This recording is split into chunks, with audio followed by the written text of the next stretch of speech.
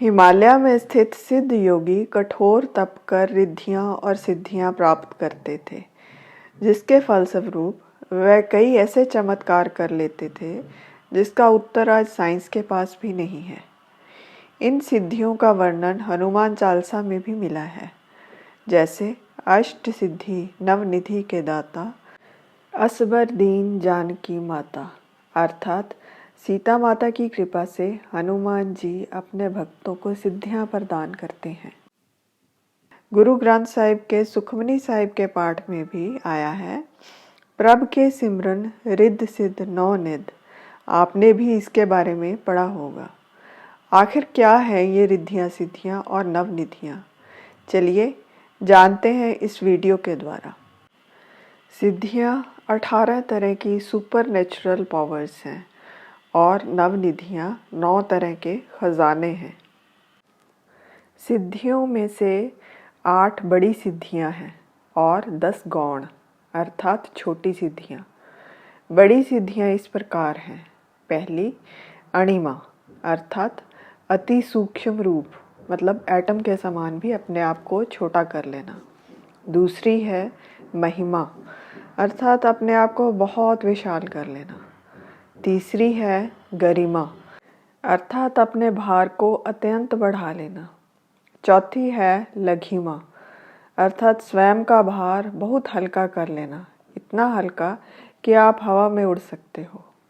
पांचवी है प्राप्ति अर्थात किसी भी इच्छित वस्तु की प्राप्ति कर लेना। छठी है प्राकाम्य अर्थात इस सिद्धि की प्राप्ति से पृथ्वी की गहराई अर्थात पाताल तक चले जाना, आकाश में उड़ना, मन चाहे समय तक पानी में जीवित रहना, चिरकाल तक युवा रहना, अपनी इच्छा से किसी भी पशु पक्षी आदि की देह को धारण करना। सातवीं सिद्धि है इशितव, इससे दैवीय शक्तियां जागृत होती हैं। आठवीं वशितव, इससे किसी भी प्राणी पशु पक्षी आदि को अपने वश में कर लेना। वश में आने पर वह प्राणी मनुष्य की इच्छा के अनुसार कार्य करता है। आगे गौण 10 सिद्धियां इस प्रकार हैं। अनुर्मिमलम अर्थात अपने भूख पर काबू पा लेना। दूसरी है दूर श्रवण अर्थात बहुत दूर की वाणी भी सुन लेना। तीसरी है दूरदर्शनम अर्थात कहीं दूर की वस्तु को भी देख लेना। चौथी है मनोवेग अर्थात अपने मन के गति से यात्रा कर पाना। पांचवी है काम रूपम अर्थात अपना रूप किसी भी तरह बदल लेना। छठी है परकाया परवेशनम अर्थात किसी भी शरीर में प्रविष्ट कर जाना। सातवीं है स्वच्छंद मृत्यु अर्थात अपनी इच्छा अनुसार मृत्यु प्राप्त करना। आठवीं है देवानाम सह क्रीड़ा अनुदर्शनम अर्थात देवताओं के संग रहना। नौवीं है यथा संकल्प सिद्धि अर्थात अपनी इच्छाएं सभी पूरी कर लेना। 10वीं है अप्रतिहता गति अर्थात आप कहीं भी जाएं, आपकी गति में कोई बाधा नहीं आएगी। इनके अतिरिक्त 5 अन्य छोटी सिद्धियां हैं। सबसे पहली त्रिकाल जंतवम अर्थात किसी का भूत भविष्य और वर्तमान के बारे में जान लेना। दूसरी है अद्वंद्वम अर्थात सुख दुख गर्मी सर्दी सभी प्रकार के द्वैत भाव से मुक्त होना। तीसरी है परचित्तादि अभिजनता अर्थात किसी के मन की बात जानना। चौथा है अग्नि अर्क अंबु विष आदि नाम प्रतिस्तंभ अर्थात अग्नि सूर्य पानी विष आदि के बुरे प्रभाव को रोकना। पांचवी है अप्रयोज्य अर्थात हमेशा अजय रहना, जिसे कोई जीत ना सके। अब आगे नवनिधि के बारे में बताती हूँ अर्थात 9 तरह के खजाने। इसमें पहली है पद्म निधि, जिसमें पुत्र पुत्री या पोता पोती से भरा परिवार तथा सब प्रकार की सुख समृद्धि। दूसरी है महान पद्म निधि अर्थात जिसमें हीरे पन्ने आदि कीमती जवाहरात की प्राप्ति होती है। तीसरी है शंख निधि, अर्थात सब प्रकार के स्वादिष्ट भोजनों की प्राप्ति। चौथी है मकर निधि, अर्थात इसमें राज करना होता है और सभी तरह की शस्त्र विद्या का आना। पांचवी है कच्छप निधि, इसमें विभिन्न प्रकार के कीमती कपड़ों की प्राप्ति होती है। छठी है कुंड निधि, अर्थात बहुत सारा सोना मिलना। सातवीं है नील निधि, इसमें है हीरे जवाहरात का व्यापार करना। आठवीं है मुकुंद निधि, अर्थात विभिन्न प्रकार की कलाओं में निपुण होना, जैसे म्यूजिक, पोएट्री आदि।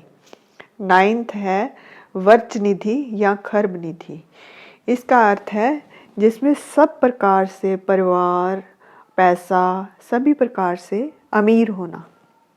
एक अन्य स्थान पर नवनिधि इस प्रकार वर्णित की गई है। पहली है पर काया प्रवेश, इसमें किसी की भी काया में या शरीर में प्रवेश किया जा सकता है। दूसरी है हादि विद्या, अर्थात अपनी भूख और प्यास पर कंट्रोल होना। तीसरी है कादी विद्या, अर्थात एनवायरनमेंट में जो गर्मी सर्दी है उसका कोई भी इफेक्ट ना होना। चौथी है वायु गमन सिद्धि, अर्थात वायु में उड़कर कहीं भी पहुंच जाना। पांचवी है मदलसा सिद्धि, अर्थात शरीर को बड़ा या छोटा करना। छठी है कनकधर सिद्धि, अर्थात अत्यंत पैसा होना। सातवीं है प्रज्ञा साधना, अर्थात साधक अपने शिष्य को किसी भी महिला के गर्भ से जन्म लेने का निर्देश दे सकता है।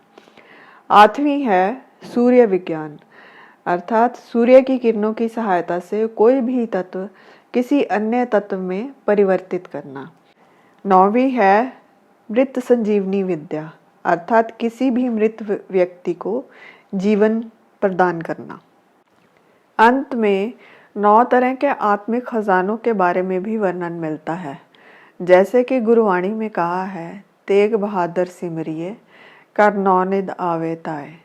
यहाँ पर गुरु तेग बहादुर जी सिखों के 9वें गुरु को याद करने से आत्मिक खजानों की बात की गई है। सबसे पहले है भरोसा, अर्थात प्रभु पर अटूट विश्वास होना।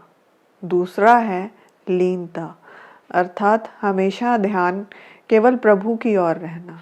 तीसरा है संतोष, अर्थात जो भी मिले उसी में संतुष्ट रहना। चौथा है वैराग, अर्थात दुनियावी पदार्थों का कोई मोह न होना। पांचवा है हुक्म, अर्थात प्रभु की रजा में राजी रहना। छठा है सहज, अर्थात सुख और दुख किसी भी स्थिति में एक समान रहना। सातवां है आनंद, अर्थात हमेशा प्रसन्न रहना। आठवां है विस्वाद, अर्थात ध्यान में अंतर के नज़ारों को देखकर खुशी और आश्चर्य में अपने आप को भूल जाना। और नौवां है नदर, अर्थात जागृत आत्मा हमेशा भगवान को अपनी प्राप्तियों का कारण समझती है, यह भी कि उसके अपने कर्म कोई मायने नहीं रखते। इस अवस्था में व्यक्ति अपने आप को अहंकार से मुक्त रखता है।